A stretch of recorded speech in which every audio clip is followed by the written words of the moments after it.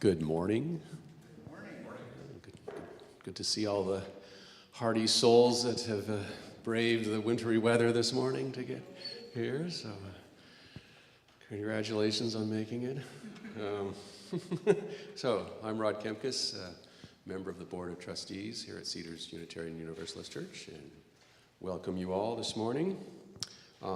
Just a couple of announcements there's a couple that are in the order of service, and I'll have a couple other ones.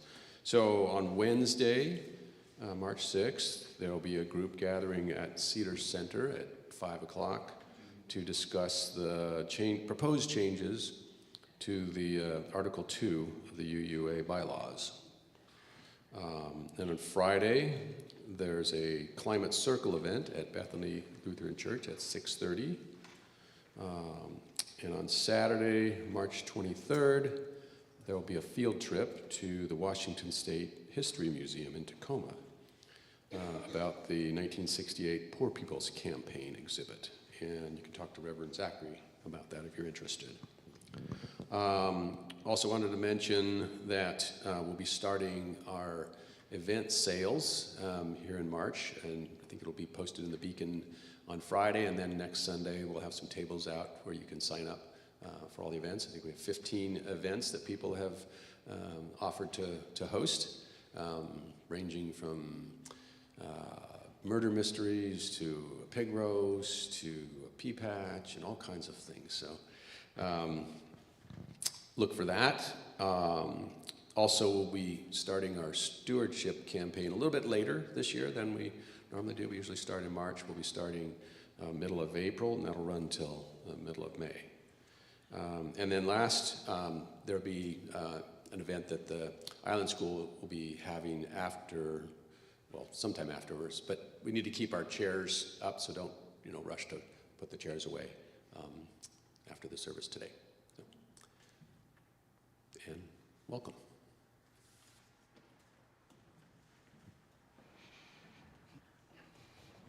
Thank you.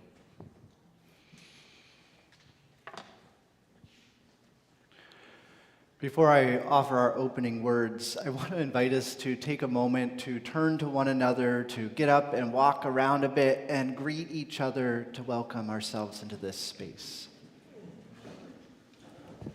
Lisa.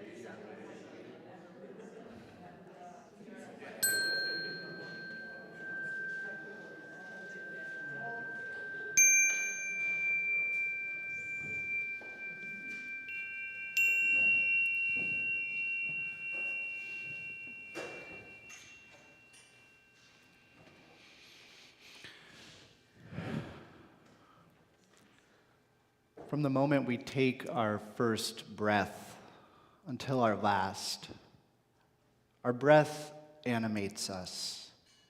It gives us life. I invite us to pause now in a moment of silence, to breathe deeply together as we reflect on this gift.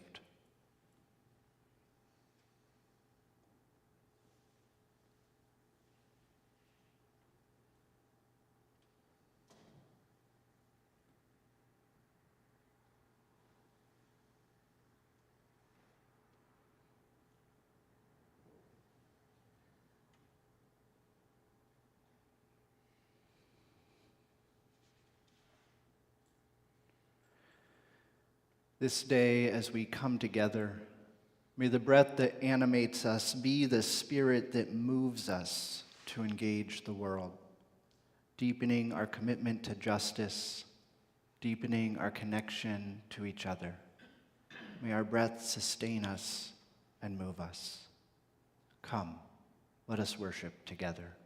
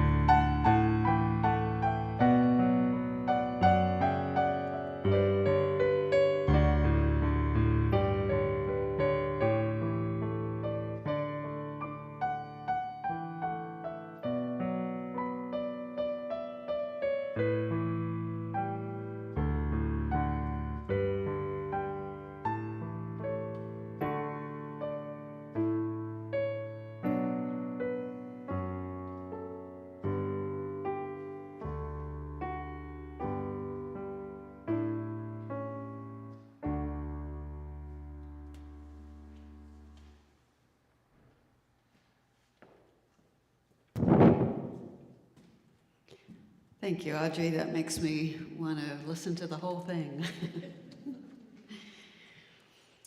Good morning, and welcome to Cedars Unitarian Universalist Church. I'm Johanna Munson, and I'm your worship associate today. I'd like to start with a poem by the poet named Susan Nguyen called Ode to Hunger. Praise Spam, fried with fish sauce and sugar. Jackfruit, 25 pounds of it carved on newspapers.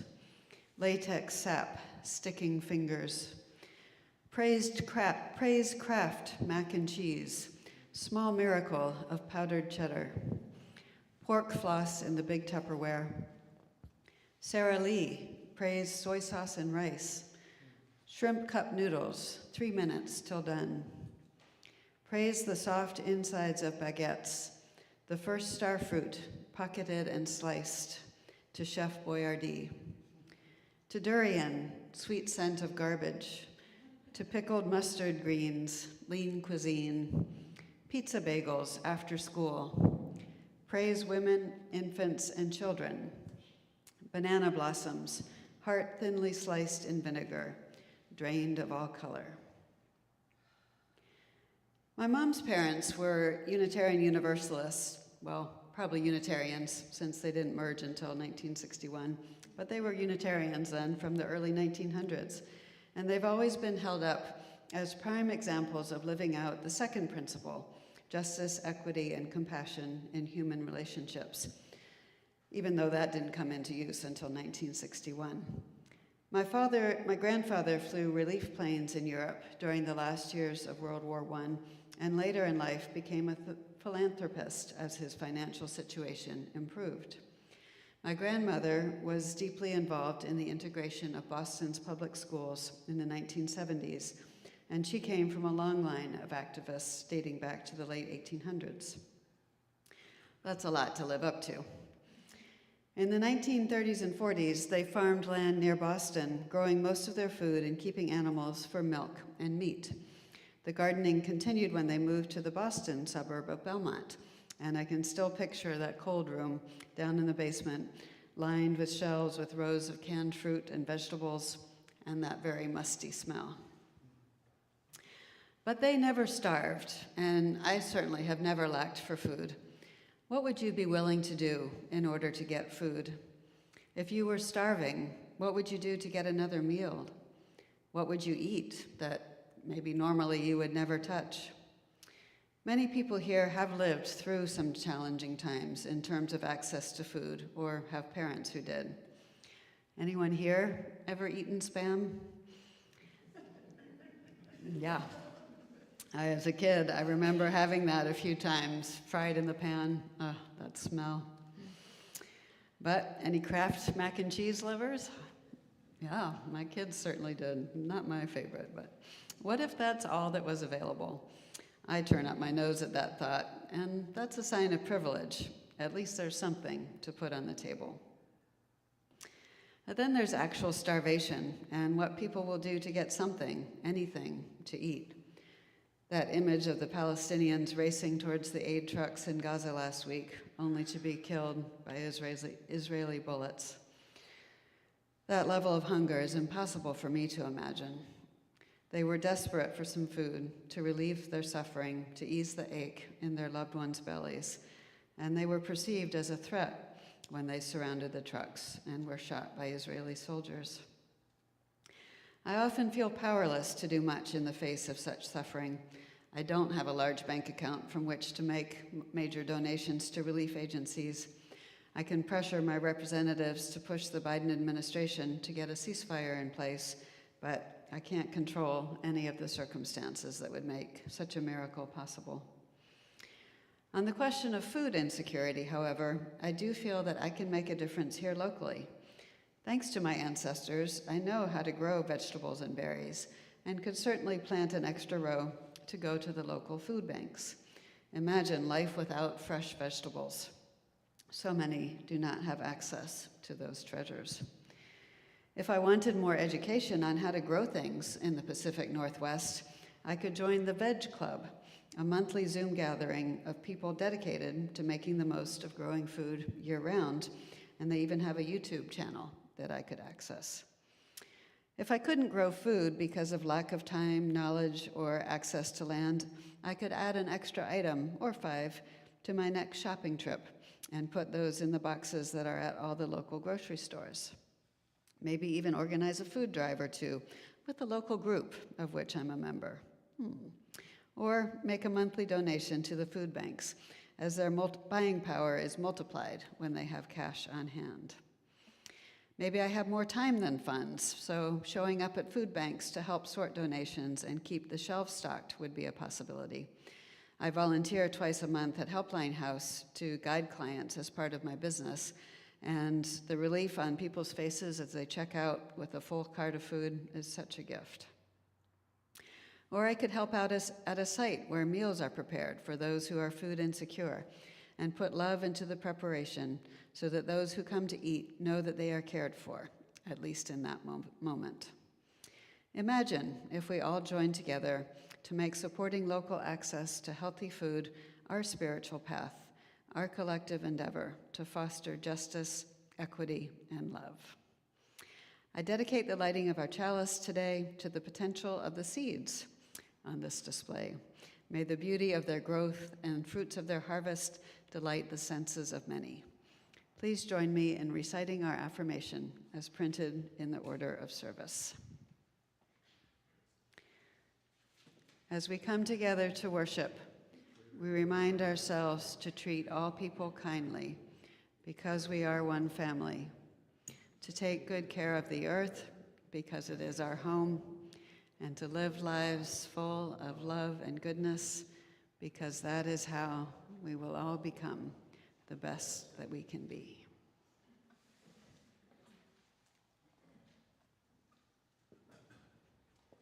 I'm going to stand if you're willing and able.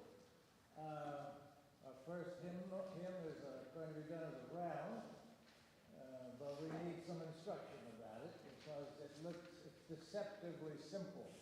If you look at the second line, there's a ridge there, and we're going to sing the whole thing twice in unison first, and then we'll divide up.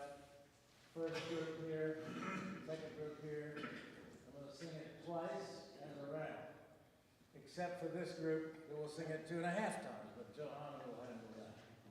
So, do you think you guys can handle one whole bit? Yes. Sing out? All right, you'll do it in a different way. Okay.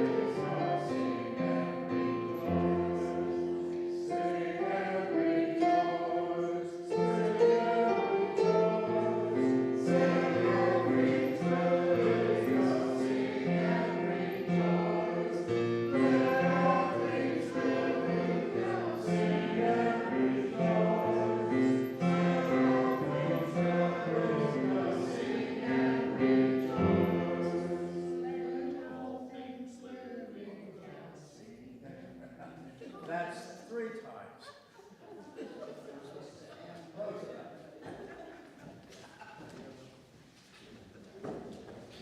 Well, I think the point is, this is a hymn of the month, and you're going to get better and better. Wait until we do it before. Is it, we're good with words, not numbers. 2, 3. I think, Johanna, in your reflection, one of the things that came up from my childhood, it wasn't Spam or Kraft mac and cheese, powdered milk. Powdered milk, never again. Today our story is titled Sister Goose and the Foxes. This version of the story was actually written by a Unitarian Universalist, Faye Morganson, who used to be the director of religious education up in Vancouver, British Columbia. But originally this story, funny enough, comes from a Texan folktale. It's a short story about corruption among people in power. It's often offered as a critique of systems of justice and a seed to plant the hope of the possibility for change. So, here we go. Sister Goose swam in the pond, happy as could be. Now and then she ducked her head down and nibbled a little bit here and there. She took no more than she needed to fill her stomach and feel that she was sufficiently fed, and she left most of the plants alone for everyone else to enjoy. Meanwhile, Brother Fox was hiding in the willows at the far end of the pond. He didn't like to see anyone happy, let alone a goose. Sister Goose swam along, enjoying the clear blue sky and the bright sunshine. She swam along to the willows growing at the far end of the pond. All of a sudden, Brother Fox sprang right out of the willow, shouting, "Trespasser! Trespasser! You get off my lake." Sister Goose shrugged up her wings and looked at Brother Fox, mystified. "Trespasser? How so? This lake doesn't belong to anyone. It doesn't belong to you. It doesn't belong to me. It belongs to all of us." Brother Fox didn't seem to hear her, though. He cried, "You've been eating some of the plants in this pond. They don't belong to you. If you don't get out of the lake right now, I'm going to take you to court." Sister Goose was truly perplexed. She knew that she hadn't done anything wrong, but She could see by the ugly gleam in Brother Fox's eyes that she wouldn't be able to convince him. Instead, she finally said, "I'm not afraid to go to court over this. At least there will be justice. That's what I want." And so they went to court, as foxes and geese often do. But when Sister Goose arrived at the courthouse, she was very surprised. The clerks who sat just inside the door as she came in were both foxes. Inside the courtroom, she saw that the lawyers were all foxes. Even the lawyers' wives were foxes. And the judge was a fox. And even the jurors were foxes, though some of them did have different colored fur. Some were brown and some were red. Some were silver too, but they were all foxes. Sister Goose was quaking as she entered the defendant's booth. Sure enough, though her arguments were sound, the judge and the jury found her guilty. They convicted her, and decided to turn her into stew. That's how it goes. There isn't much justice for the likes of a goose when the folks in the courthouse are all foxes. And that's the end of our story. But before we move on, I want to leave you with a few questions. Thinking of this story as a fable, sort of a metaphor, a larger allegory, ask yourself, who are the foxes today? Who are the foxes in the world today? And who are the geese? When have you felt in your life or witnessed a time that justice felt impossible? And what have you done lately to make the world a little bit more just of a place? That's our time for all ages today.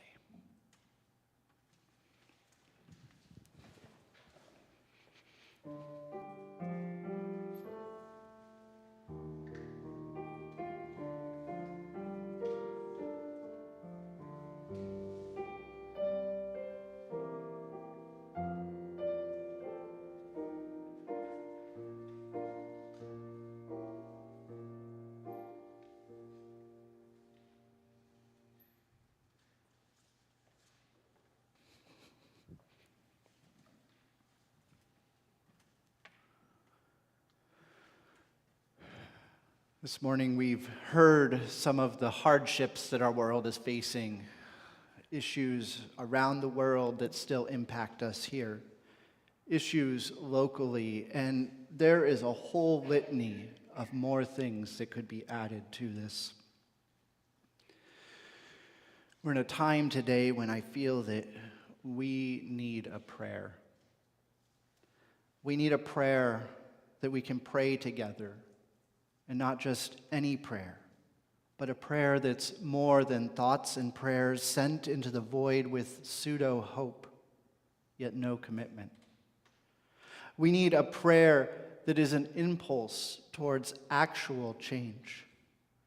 This is the prayer we need. An impulse that calls us into action as we breathe. An impulse that calls us to save ourselves, to liberate ourselves, and recognize our liberation is bound up together. No one is free until we are all free. We need a prayer. We need a prayer that moves through us and causes us to move, like the breath of life that moves through us each and every moment that we are alive. We need a prayer that causes us to grab hold of that moral arc of the universe and hang there upon it with our bodies until that chastening rod bends towards justice. We need a prayer that is a verb, an action word that causes us to push and shove, despite personal discomfort and fear, in the direction of our deepest held values, the direction of love, the covenantal relationship that calls us to navigate disagreement and still disagree and still love each other despite our disagreement. We need a prayer that teaches us that we need not think alike to love alike, and yet still in loving alike, we will certainly not think alike. We need a prayer, and so I ask you in this moment to join me in the spirit of prayer. Spirit of life and love, great mystery and source of all creation beyond our naming and comprehension, be present to us in this moment, present to the whole web of existence of which we are a part. Allow us to palpably feel the connection that we share with the universe, the source of all from which we sprang and to which we will return. The connection that we share with one another, the animals of this planet, the plants, the air, the soil, the water, the earth. In this time, may we feel the truth of our connection. And in feeling this truth, commit ourselves to do better, to be better, to love more fiercely and deeply, even when it's hard, to commit ourselves to being changed by the world, and in being changed, work still to change the world, to move from complacency of inaction into deep commitment to work for something more just, something more true, something that still exceeds all understanding. This is the prayer that we need in these times. And so may this be the prayer that moves through us this day and from us into the world. Amen.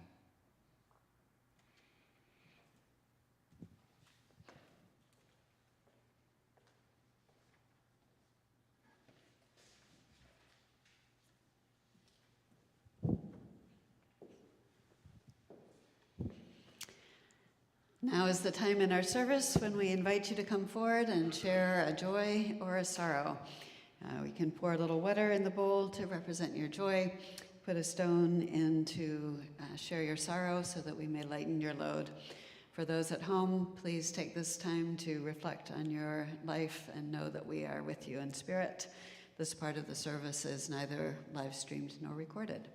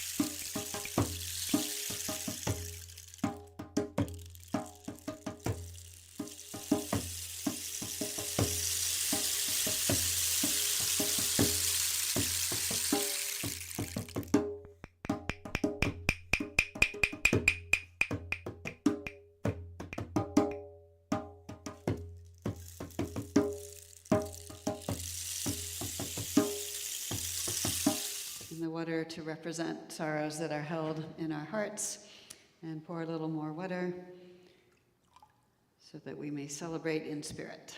Thank you. I invite you to stand for our centering hymn, number 134, 134.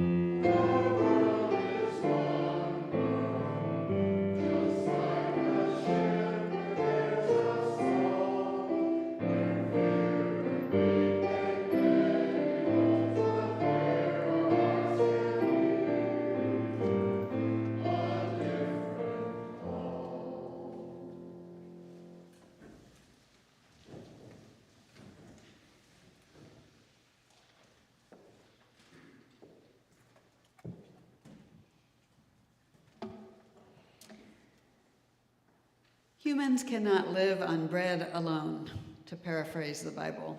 I think they use the word man in there, but I prefer humans. Communities like Cedars are places to build a relationship to our own spirituality and to others who are similarly in a quest for meaning. We gather each week to explore what is meaningful and what is possible when we take the next step together.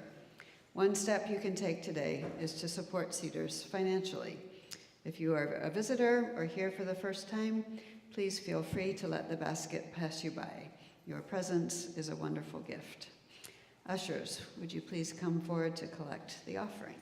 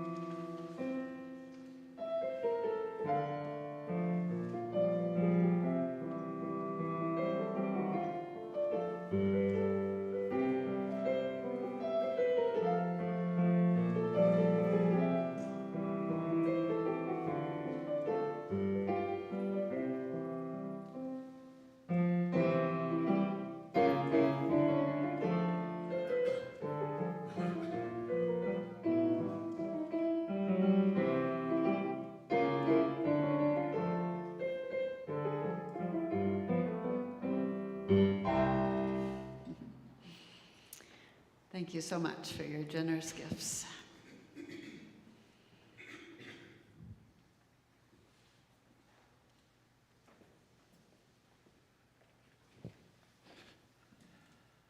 One of the joys of technology was my ability to just let both Mary Lou and Janet Marie know that we're thinking of them just now. So I sent them a quick message on our behalf.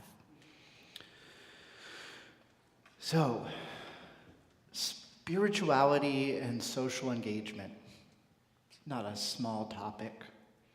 I think it's an important one, though, for us, and it's one that we might have a little bit of wrestling still to do with. But before I get into that, I want to turn back to our story from earlier about Sister Goose and the foxes. I can't help but find some similarities in relevance today in this Texan folktale. To be honest, I actually didn't know Texas folktales were a genre of folktale until this, but turns out they are.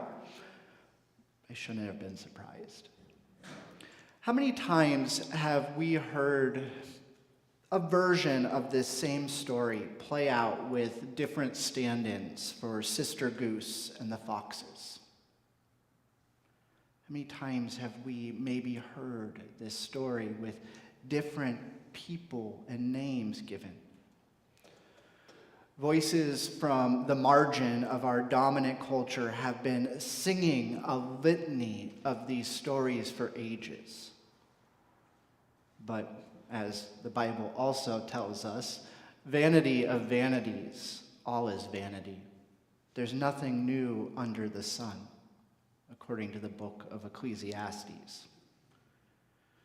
Here we are, same day, different story. When I finished the story of Sister Goose and the Foxes earlier, I posed a question, a few, but one that I want to return to. Who are the foxes today, and who are the geese? Who are the stand-ins for the persecutor, and who are the stand-ins for the persecuted? You might say, who are the privileged, and who are the less fortunate?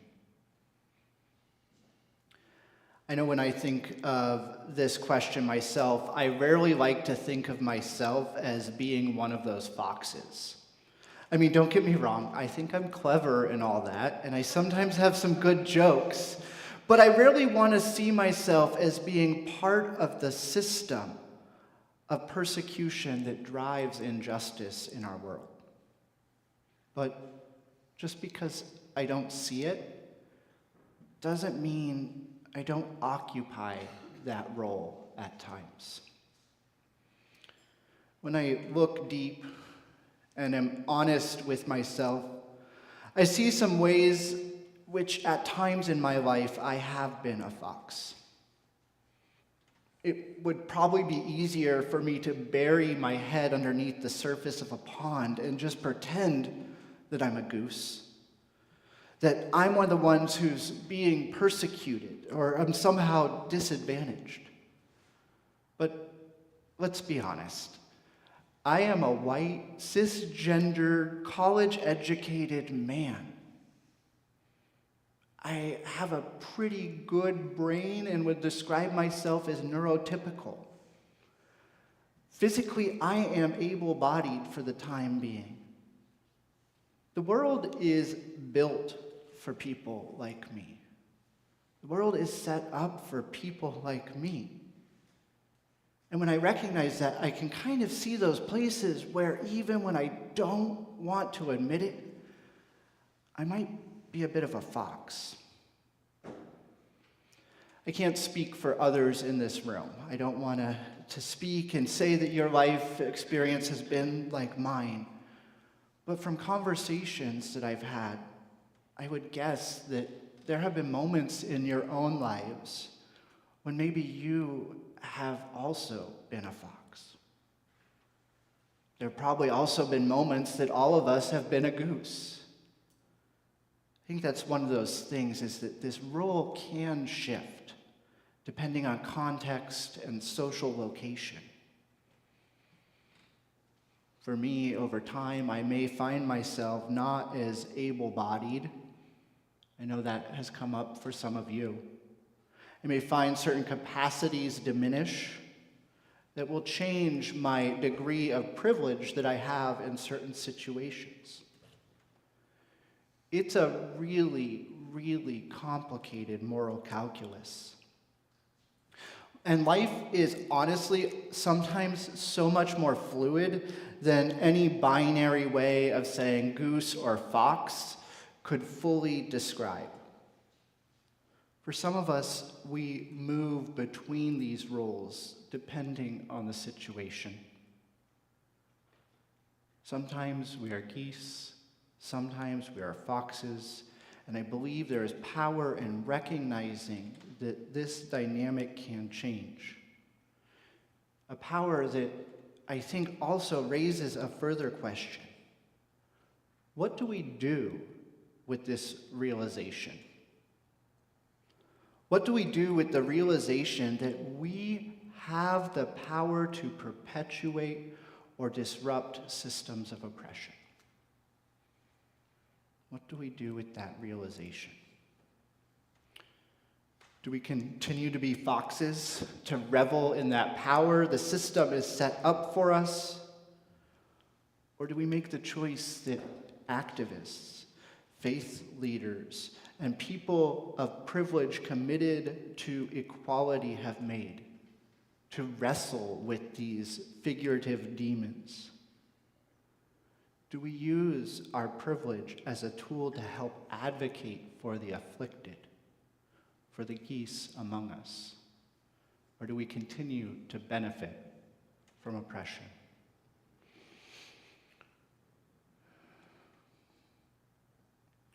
In the history of our own Unitarian Universalist faith tradition, I think that there's a bit of this same dynamic in some of our situations. We love to think of ourselves as those historic free thinkers who are constantly innovating religious thought and on the right side of history and social events. And, well, that is true in some situations. It's far from the truth in all of the situations. There were times when we were foxes. Consider this passage from the book, The Larger Faith, A Short History of American Universalism by Charles Howe. When speaking on the institution of slavery, Howe writes this about our spiritual forebearers. Universalist ministers had an advantage over their Unitarian counterparts in speaking on the subject of enslavement, especially in New England, where much of the textile industry was controlled by wealthy Unitarians. When the fugitive slave Thomas Sims was captured in Boston in 1851, William Lloyd Garrison's Liberator newspaper reported, "The bells of the Orthodox, Methodist, and Universalist churches were tolled. The bells of the Unitarian Church, being clogged with cotton, would not sound." The bells of the Unitarian Church being clogged with cotton would not sound. I think in situations like this, and I know I do this myself, we want to absolve ourselves, somehow put a distance. We say things like, well, we got it half right. The Universalists were abolitionists. It was just the Unitarians. Like, we got it half right. Right? Another way I've seen the distancing happen is that we try to say that those people lived way back then. But we live today. We didn't do those things. Why are we so quick to claim those things from the past that we can lift up and be proud of, and even quicker to place a barrier between ourselves and the hard truths? We can't have it both ways. No one wants to be foxes. Or at least I believe that for those of us in this room, that we don't want to be foxes.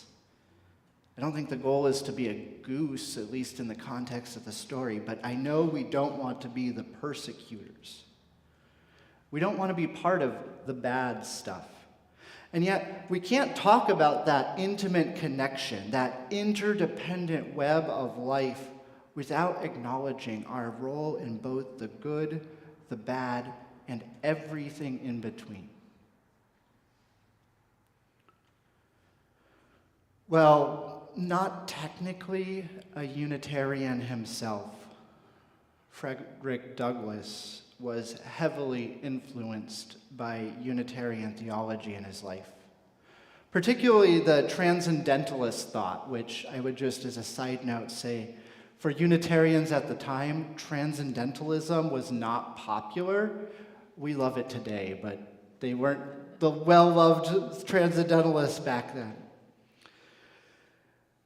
This fact of Douglas's influence from transcendentalism and Unitarianism is of interest to our conversation because Douglas was alive and active as an abolitionist at the time when the bells of the Unitarian churches were clogged with cotton. He still saw that there was some good in this way of thinking. It wasn't everyone. Sometimes we can be both the goose and the fox, I suppose. When asked about his commitment to his faith and why the connection to the Unitarian faith, Douglas famously said that he wanted a faith that called people into action. He said, "I prayed for emancipation for 20 years, but received no answer until I prayed with my legs." I prayed for emancipation for 20 years, but received no answer until I prayed with my legs. This sentiment would be echoed nearly a century later in Alabama when Rabbi Abraham Heschel came to march with Reverend Dr. Luther King Jr. And when he arrived as they were preparing to march and he was asked, "Did you pray yet?" Or he has asked, "Did you find time to pray?" To which he answered, "I prayed with my feet." The idea of prayer being a spiritual practice that moves us into the world is one that I have pondered for some time now. I'm a minister and we do that sort of thing, but as I was preparing for today, I turned back to a reflective essay that I wrote in 2018. Back then, I wrote this about my understanding of spiritual practices. Whether meditation, prayer, or service, each of these acts seeks to bring us to a deeper level of understanding of our connection to life and the role we play in it. Whether meditation, prayer, or service, each of these acts seeks to bring a deeper level of understanding of our connection to life and the role we play in it. I think the same sort of idea applies to what we might call pastoral care or spiritual care in this community. Spiritual care is about building a bridge that closes the gap between individuals and the larger whole. Spiritual care is about closing the gap between individuals and their longing to make meaning. It's existential in nature. It asks those big questions of connection and meaning. It's done through engaging people in a method that acknowledges the inherent worth and dignity of every being while also being open to the way that people experience the world, knowing they can be changed and transformed. It's relational. It's not avoiding the hard things, but joining with someone to accompany them through those things. At times in my own personal prayer life, things have come up that I'm not always proud of. Recognizing those times when I'm frankly being a jerk, times when I'm a fox, is important. And when that happens, I think it's even more important to not just sit there with this new realization, but to do something. To pray with our legs, with our feet, with our hands, with our minds, or even our money. What comfort are we willing to sacrifice for the good of each other? What discomfort are we willing to endure so that the world can reflect those deepest held values that we proclaim back at us? What prayer is calling us out into the world to be a force of justice? I can't answer that question for any one of you. But I think that when we start asking it of ourselves and come together in community and find how we can collectively respond, we're made stronger. That's what I hope for. To the glory of life.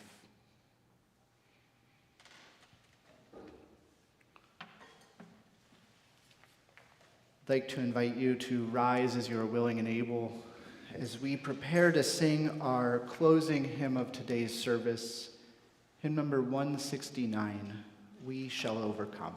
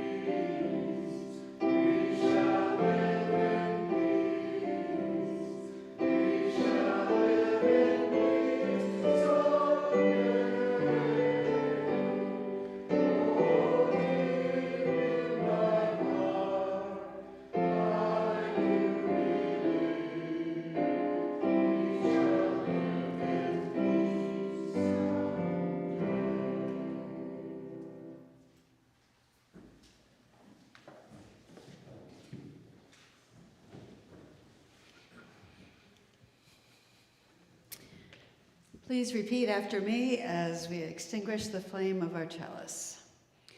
We extinguish this flame, but not the light of truth. We extinguish this flame, but not the light of truth. The warmth of community or the fire of community. The warmth of community or the fire of commitment. Two communities. These we carry in our hearts until we are together again. These we carry in our hearts until we are together again. Our service today has ended, but our service to the world and one another begins anew. As the breath of life brought us into the world, may the breath of life move us out into the world to be a force of change and justice. May it be so. One final reminder, just one more time, to let everyone know we will be leaving the chairs out today. So no need to pick up. We can just enjoy each other's company.